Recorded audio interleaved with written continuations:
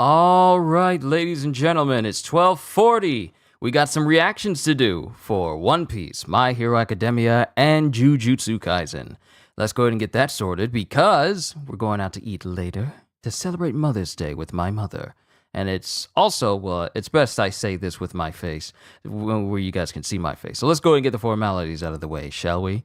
Yo, peoples, Kyushu92 here, and welcome back to yet another live reaction to One Piece's newest chapter. We're going to be checking out chapter 1083, but before we get started, yes, happy Mother's Day to every single mother out there. If I have any mothers who watch my channel, happy Mother's Day to you, and if there's any single mothers out there who are doing the jobs of two parents, continue to be the absolute units, the absolute legends that you are. Thank you for all that you do. Not just what you do on the motherly side, but also fulfilling the fatherly role for children as well. So to every mother out there, if you guys can hear me, for all those who watch my channel, thank you and happy Mother's Day. We're also going to be celebrating Mother's Day with my mom, our mom, and we're gonna be going out to audio not in sync. I knew it! Ogata, let me tell you something. In my head, the very first thing that popped into my head when I pulled up OBS is make sure your audio is synced up. But I got distracted and I was doing other things and it was all like, it just popped out of my head.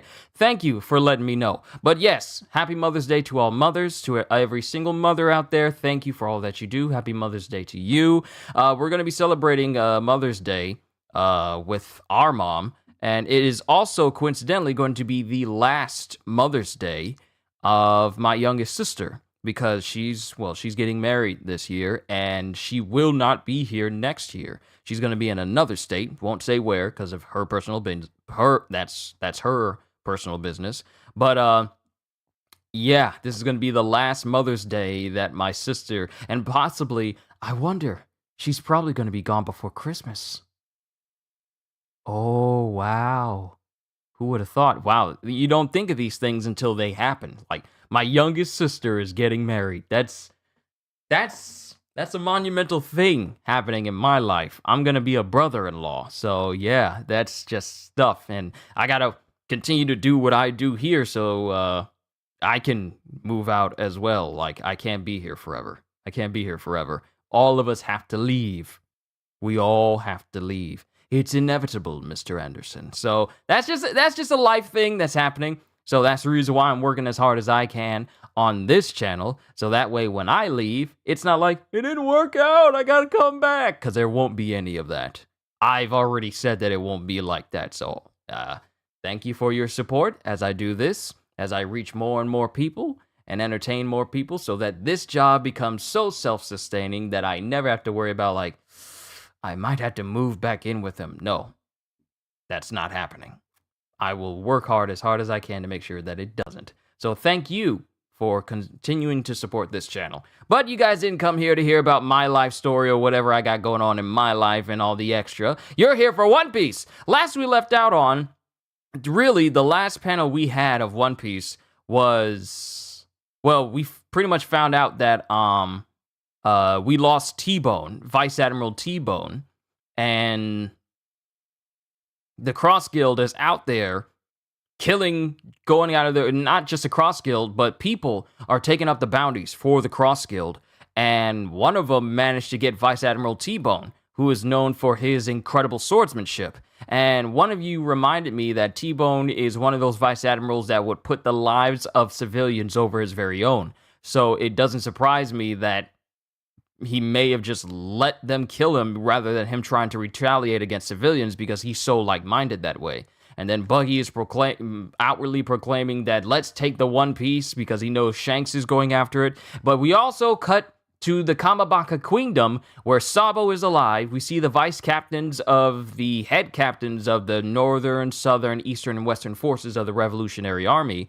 And he's there in a private conversation with Dragon and Ivankov, saying like, I'm going to tell you everything that happened during the reverie, everything that happened at Sacred Marijois. So let's begin with chapter 1083, The Truth of That Day.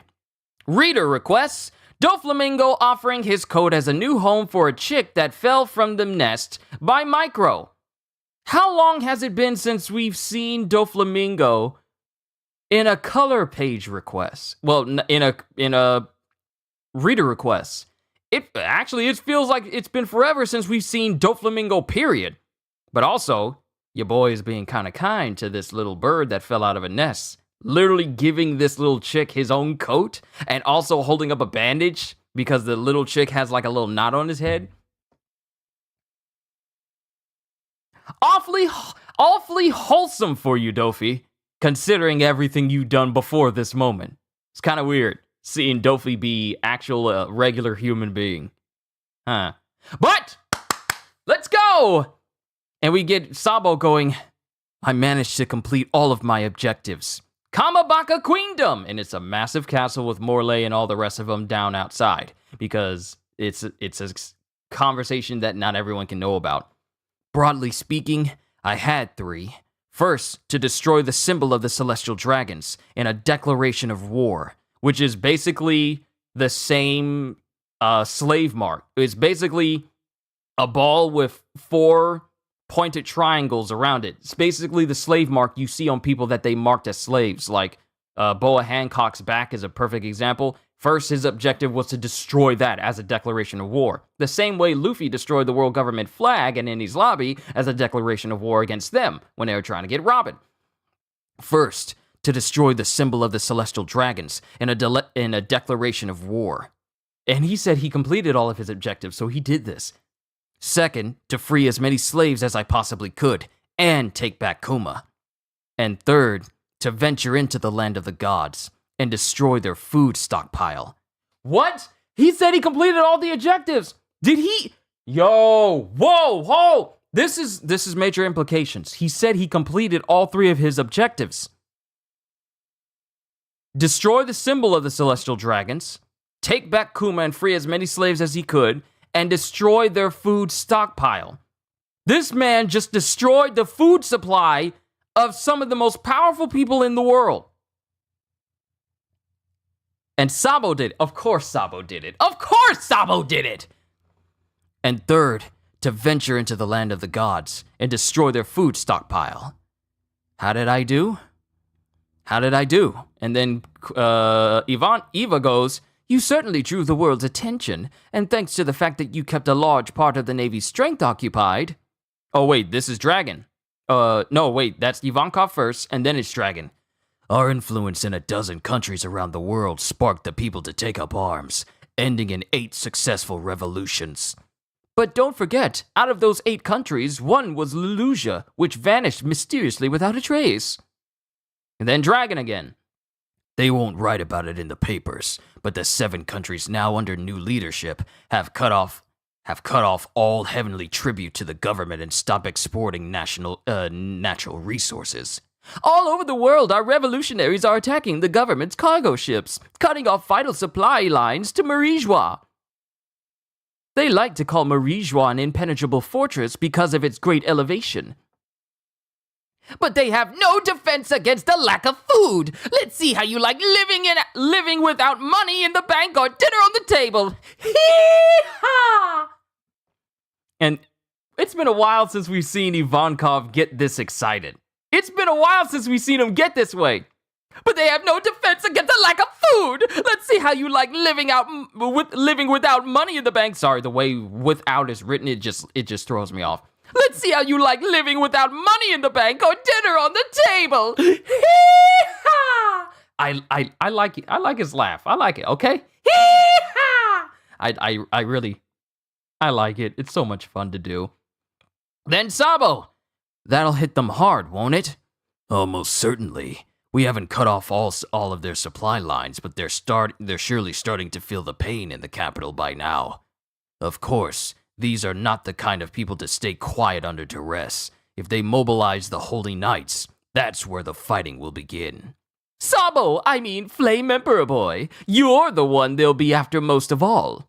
Still not feeling that name. Yeah, he's never been the one to have, like, be egged on by titles and stuff. Regardless of the truth behind it, the assassination of King Cobra has turned you into a hero in the eyes of the people's eyes.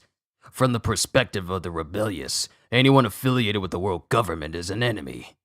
Of course, there are many wicked kings who oppress their people, but there are also wise and just kings who are capable rulers. King Cobra of Alabasta was known far and wide as a noble leader, a man of great character. But news does not always spread accurately. Well, I'm sorry to King Cobra, but this way suits me just fine. Anything that gets the flames of revolution burning. And then Sabo just takes a drink. I like that attitude. Let's hear your story then. Tell us the truth behind this article. And it shows an article where it says King Cobra assassinated, and it has someone standing over the dead body of King Cobra. Like he's not in his wheelchair anymore. He's just sprawled out on the floor right next to someone who looks like Sabo. And it's almost as if they took a picture of Sabo doing this. But I'm not convinced. We tearfully begged and pleaded, searching for a reason for you to do this. We all want to believe in you. And then Sabo's looking at it. And then it cuts to narration. Over 1 month earlier, land of the gods, sacred Marijua. During the reverie. Wow, a month has passed since the reverie and all the events of Wano. A month has passed. How much time has passed in the One Piece world? We saw the reverie, what was it, a year ago, 2 years ago, and only a month has passed during, the chronology of this story. Let me continue. Over 1 month earlier, land of the gods, sacred Marijua. During the reverie. Intruders in the land of the gods! Agents, to arms! The food storage exploded! 4 revolutionary captains have been sighted. We're under attack! As it shows many celestial dragons running away from a massive explosion where the food storage is. Blast it all! They're not satisfied just by desecrating the symbol of our nobility. They've got to take our gourmet food too! It's ugly jealousy from nameless peasants. Catch them all and strike off their heads. Then it cuts to a woman.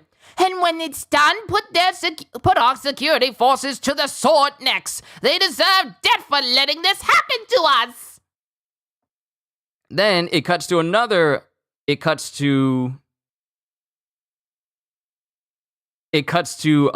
celestial dragon who's beating on one of his slaves, forcing this individual to crawl on the ground.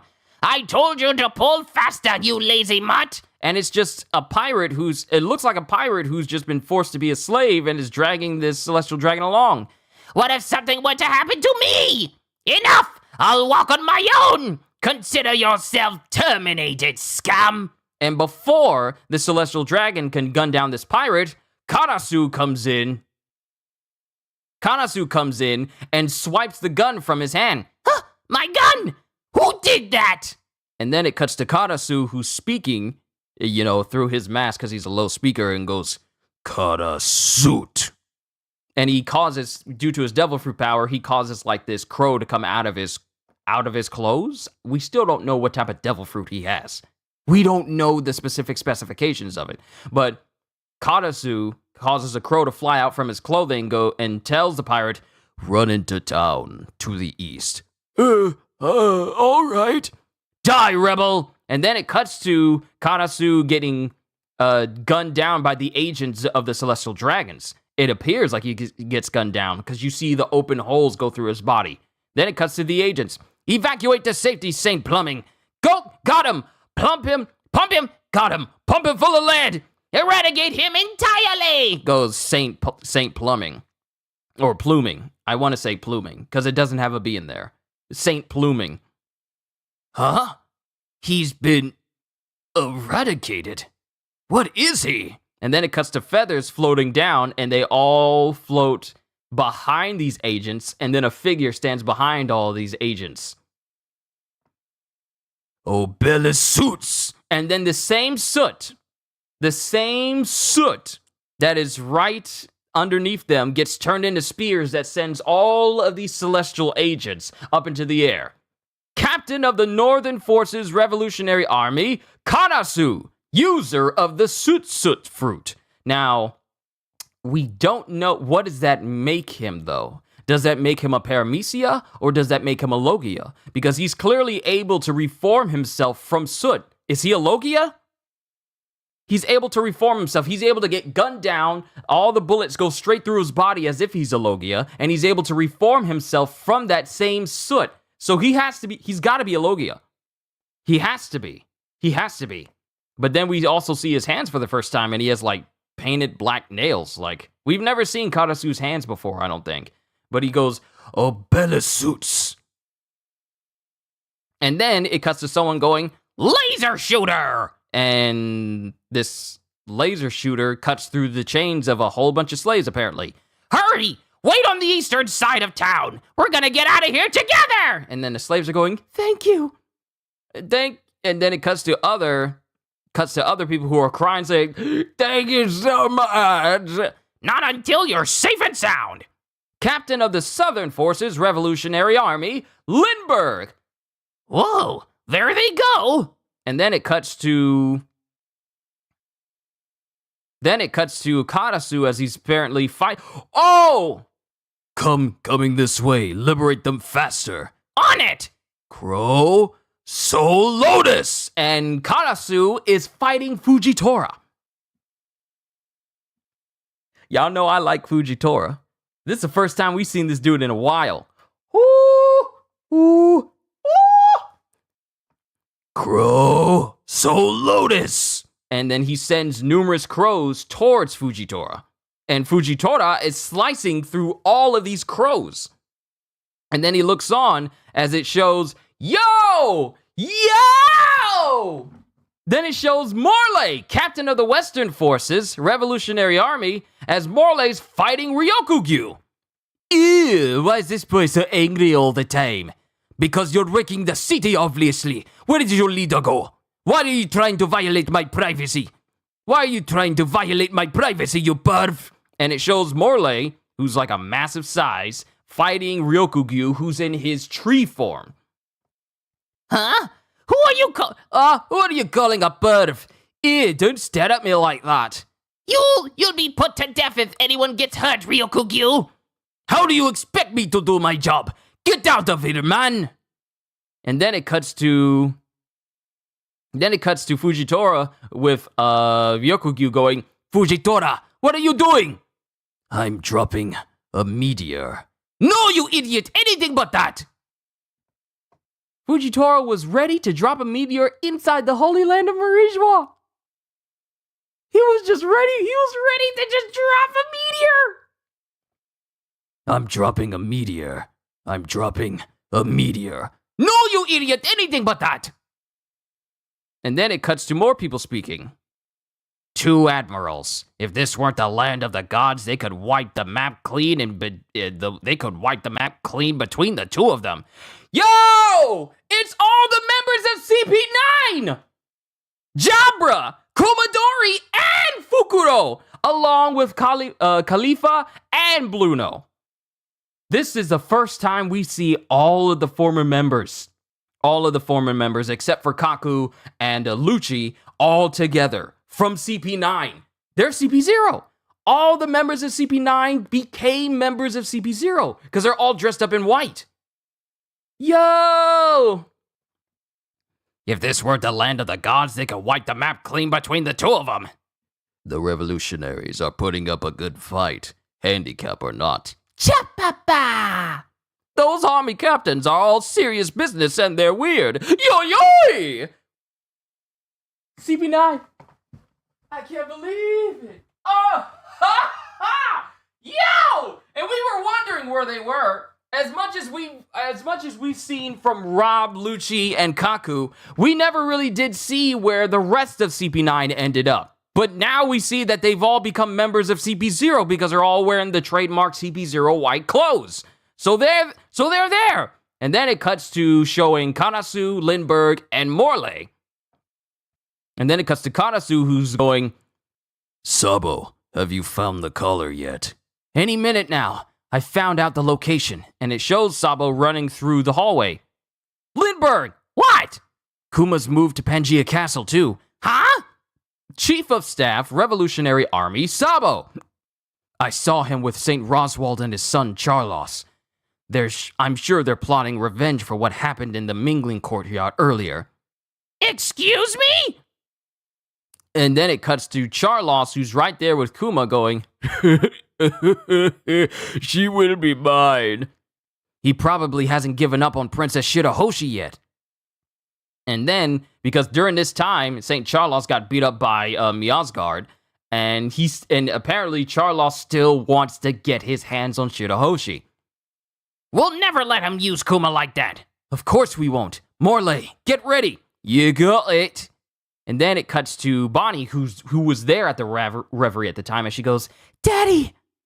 And then it cuts to some time later, as Vivi is standing in front of Rob Lucci, apparently. Right, Rob Lucci was there, along with all of them. So basically, this is a month ago. I'm thinking of Rob Lucci and Kaku being on Egghead, but this is a month ago where all of CP9, now CP0, were there at the reverie. They were all there. All of them. So all of CP9, all the members of CP9 were there, including Rob and Kaku. Sorry, I had to correct myself because I realized where we are now. But it cuts to a different location where Lucci is in front of Vivi. Will you leave me alone? I'm going to ask Vice Admiral Garp for help. But we are here to protect you. Well, it certainly didn't look that way with Shirahoshi back there. You're not stupid.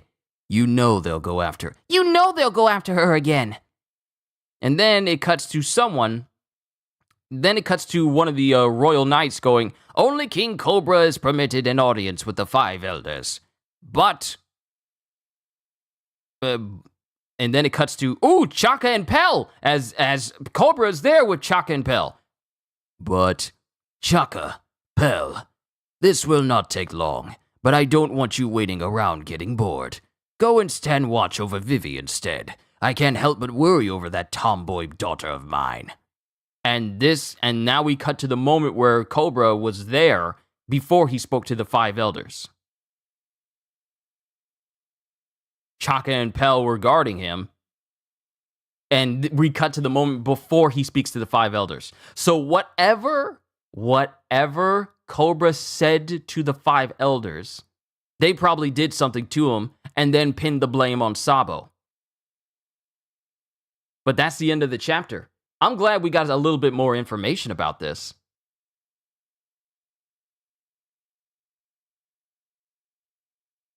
All right. So, let's go over. Let me see your comments. Hello, good to see you, Neil. Good to see you, OD. Making the rich starve, poetic. I'm seeing why so many people think the foremost silhouette of the Holy Knights might be Shanks. Got that basket hilt sword. Yep, it all adds up from the Reverie Wano Act 1, preparing for the raid, the events after it, and arriving at Egghead.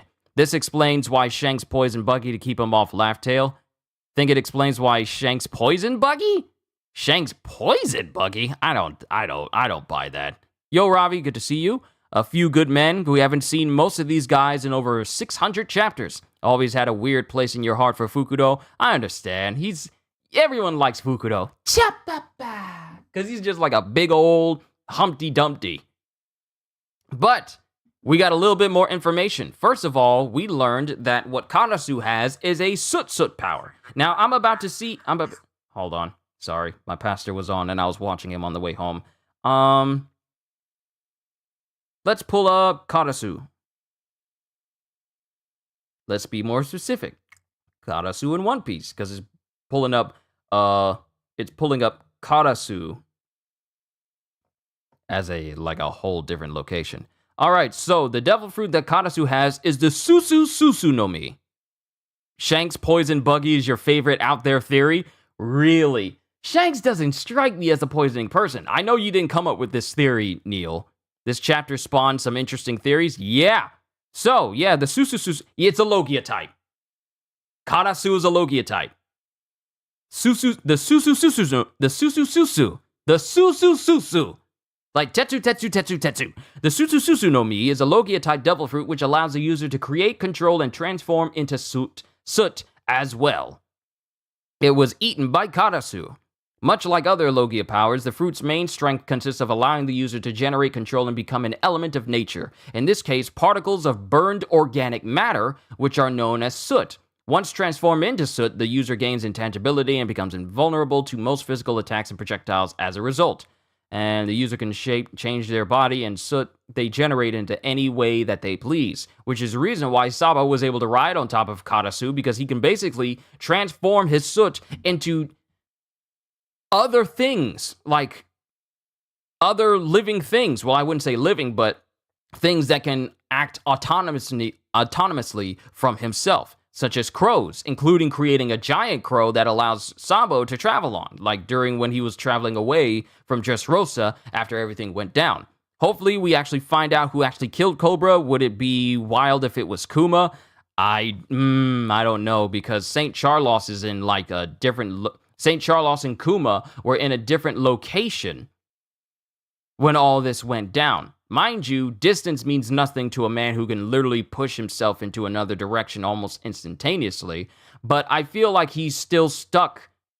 I feel like he's probably stuck with... Sabo is probably taking care of Kuma, because he did say that was one of his objectives. The objectives that Sabo went in was to destroy the symbol of the Celestial Dragons, which he accomplished. Secondly, was to free as many slaves as he could and free Kuma, which he accomplished. And thirdly, was to destroy their food stockpile so that the Celestial Dragons are massively without food. Plus, coupled with what Dragon said, saying that out of the 8 nations, with Lulusia being wiped from the map completely, the 7 nations have refused to send in their heavenly tribute to the Celestial Dragons, so that's even less money going into the Celestial Dragons' pocket right now. So they really are trying to starve out the rich right now.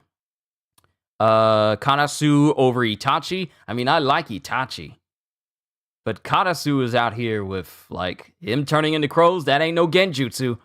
Hopefully, it was Saturn, which is why he will get packed this arc. We don't know who it was. We're gonna have to find out next week, because we are not going on break.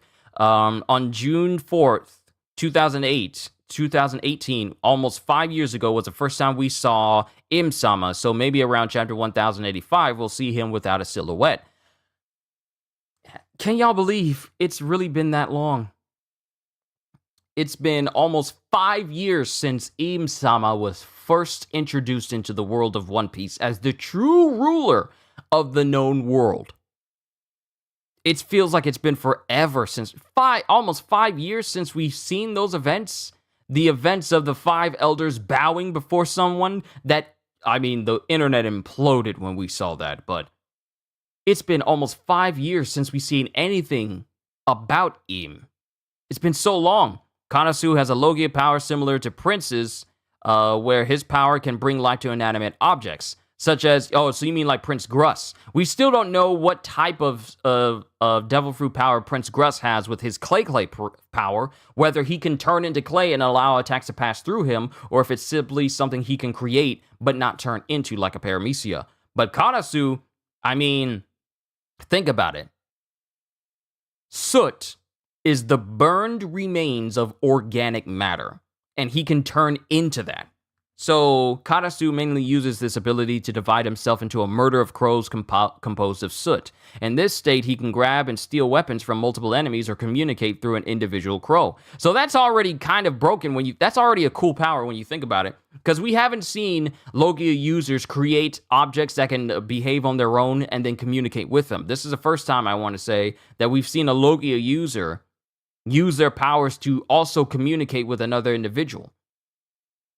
More than just turning into an element and just shooting off explosive powers or explosive blasts or anything like that. This is a Logia power that has far more advantageous capabilities than you would see in your most normal Logias. Like Kizaru, he can turn into light, explosive lasers, also can create objects out of it, such as a sword.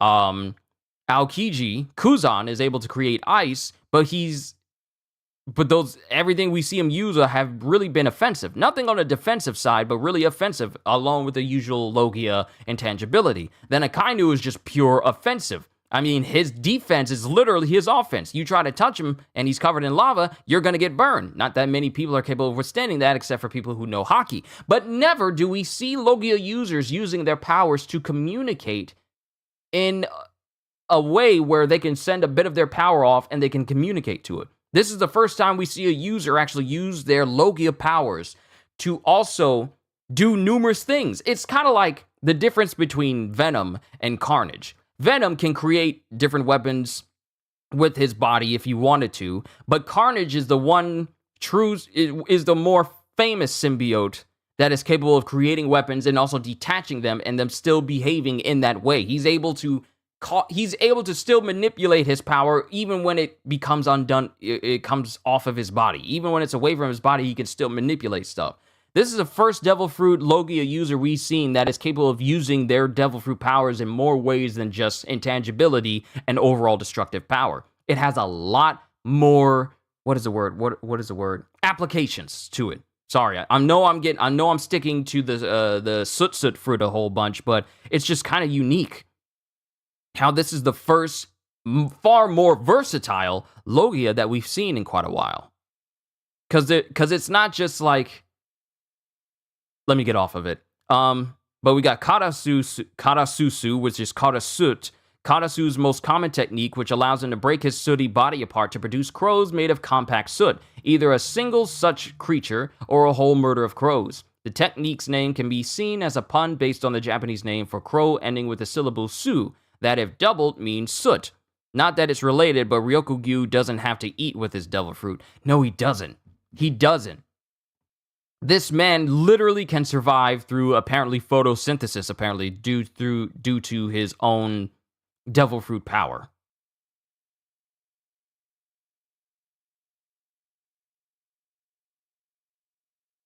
So, trying to starve Ryokugyu probably won't work, because this man was able to survive, a couple of months without food, or a couple of years without food, and he was fine. And then we have Oblisuts, an attack where Karasu moves swiftly past a potential multitude of enemies while transformed into soot, leaving traces of the substance between their feet. He then causes said soot to burst upwards in the shape of obelisk-like spears, causing piercing damage to those enemies. So, seeing as how we're getting these descriptions, utility. Yes, thank you, CJ. Yes, that's the word. It's a very versatile devil fruit with lots of utilities and lots of applications. But reading these descriptions of Karasu's abilities, we need a Pirate Warriors 5 with a playable Karasu. Because his Obelisk Soot's attack would be a special attack where he just turns into soot, goes across the ground, and then he's right behind the enemies, and then it just turns into Obelisk. It's already a special attack. I'm already seeing it in gameplay form right now. Then we have Karasu Renkon, also called the Crow Soul Lotus, an attack where Karasu breaks his body apart into a murder of rapidly flying crows that assail a specific enemy, flying at and potentially pecking that enemy in rapid succession. Technique name is a pun on Renkon, meaning lotus root, and in the Visibon language is called the Crow Soul Lotus. This is the second known devil fruit with a name whose first part comprises a single quadrupled katakana. The first fruit introduced is Struzen's Kuku no Mi, and Struzen is the Big Mom's cook from Whole Cake Island.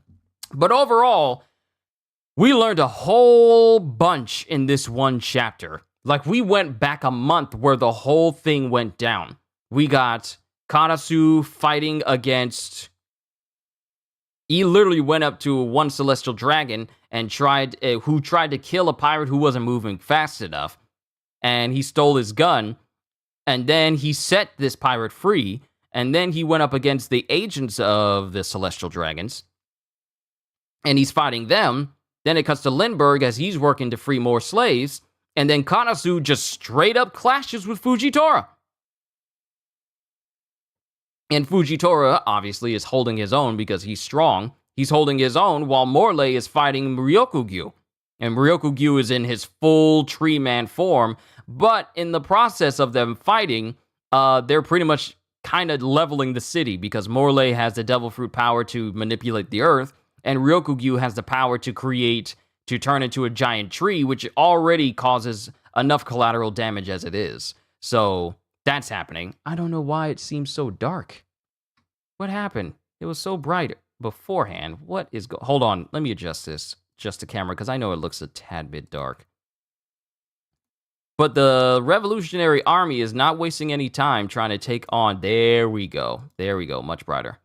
Can't wait to see the God Knights, because Dragon does say, like, if they sent out the... Let me go back to when Dragon said it. He said... of course, these are not the kind of people to stay quiet under duress. If they mobilize the Holy Knights, that's where the fighting will begin. Now, mind you, there's numerous people. They don't look like your regular average knights, like your armored up knights or agents that we've seen before. So, for Dragon to say, if they mobilize the Holy Knights, that's where the fighting will begin, it means that there's an even more elite fighting force in complete service to the Celestial Dragons. Not the Admirals, because they serve the Celestial Dragons, but they're more of an extension of the Navy. The Holy Knights, however, is the specific fighting force that is meant to fight for the Celestial Dragons specifically. People who are...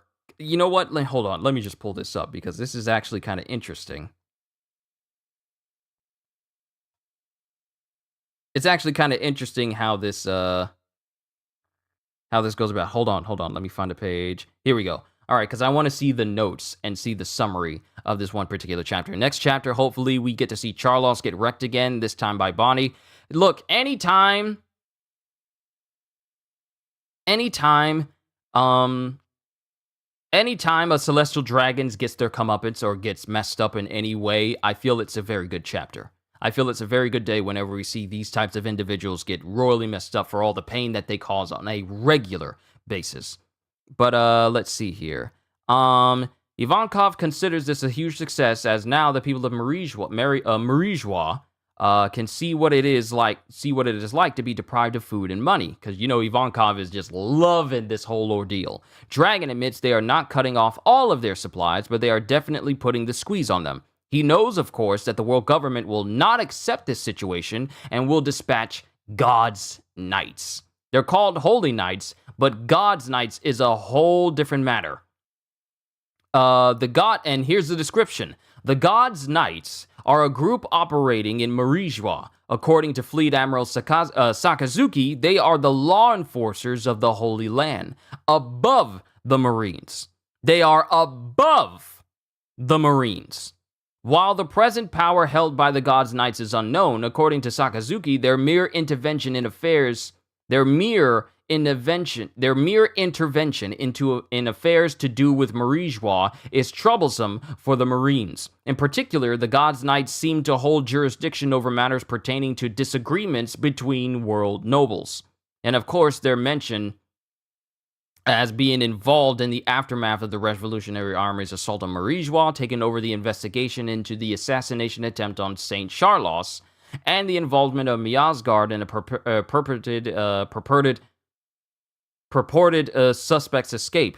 Other than the God's Knights, Marijwa also employs a seemingly separate group of lesser armor-clad royal guards who were shown accompanying and serving world nobles while away from Marijwa. Any connection between the two groups, if there at all, is yet unknown. So, these God Knights, these Holy Knights, are basically the top-tier law enforcement in the Holy Land.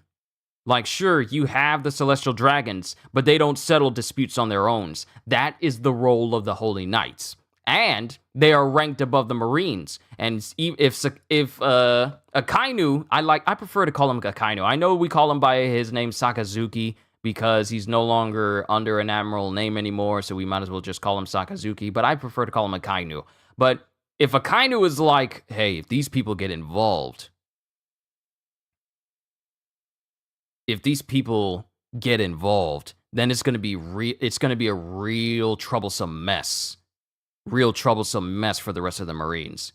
Vazu Have you ever heard of the 9 Unknown Men of Ahsoka? It was an ancient secret society in old India. Oda could have taken inspiration for the 9 Holy Knights from there. Interesting. The 9 Unknown Men of Ahsoka. I wouldn't put it past Oda to have something of that nature in there. Interesting. Interesting.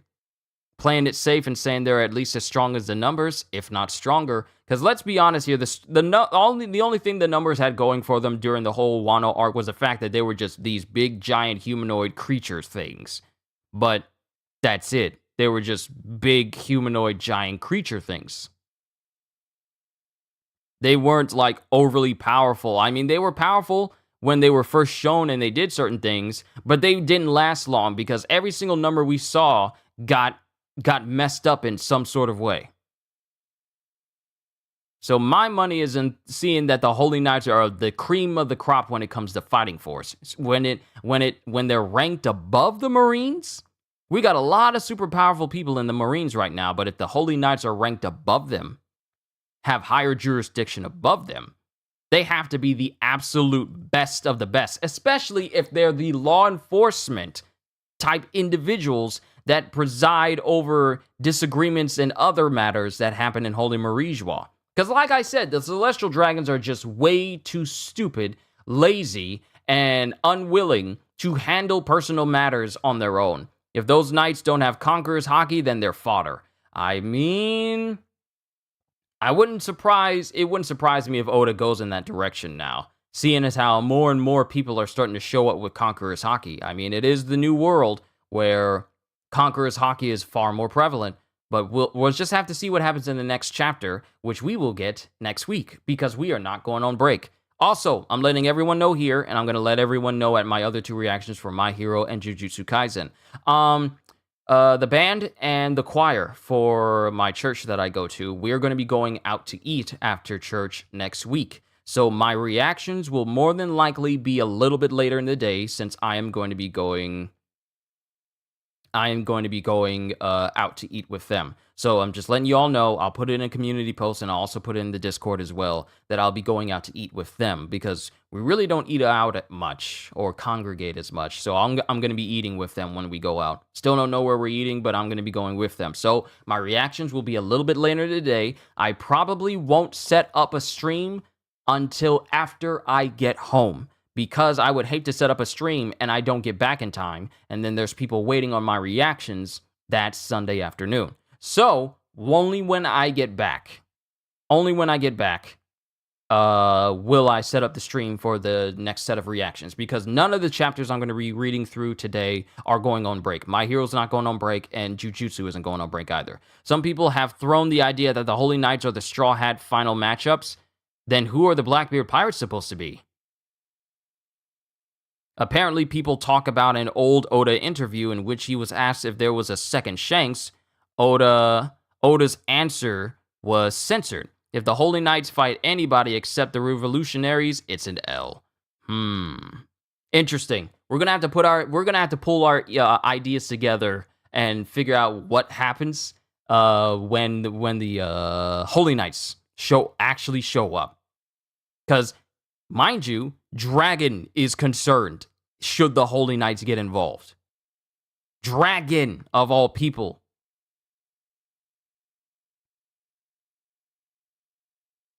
So it's an interesting thing to think of. But we're not going on break, so we're just going to have to wait until next week to see where that next chapter gets to. Sorry if I went on a little bit longer than normal. I still got My Hero to do, and I still got Jujutsu Kaisen to do. To everyone here, thank you for your continued support of the channel, as you are making my dream of doing this full-time even greater endeavor. Thank you for all the support, all the financial support, everything you choose to support me with for this channel, especially when I move out here and go out on my own. I appreciate all of the support. Dragon is overhyping them like Robin overhyped CP0. Actually, the Holy Knights could also resemble the Templar Knights. It should be interesting. It should be interesting to see what the Holy Knights look like, what they can do if they have Devil Fruit powers, and just how strong are they for them to be the big muscle group that presides over the land of Holy Marijois. So it should be interesting. But like I said, I won't go through my outro again. Thank you for all the support you show this channel. It's time to move on to My Hero Academia, then Jujutsu Kaisen, and then prepare to go out to eat later for Mother's Day. So all I can say to everyone at the end of the day is, hope you all enjoyed. Can't wait to see you all in my next video. And if you're new to the channel and you enjoyed what you saw here today, then like, subscribe, share this stream with everyone you know, because the more the merrier, because I got a goal. I want to reach even more people this year. I can't just say like, oh, great, we reached a set number. No, I got to have goals, aspirations. And my goal is to reach either 10,000 or 100,000. Is that a big number? Yes, it is. But I am not going to stop until I actually reach those numbers.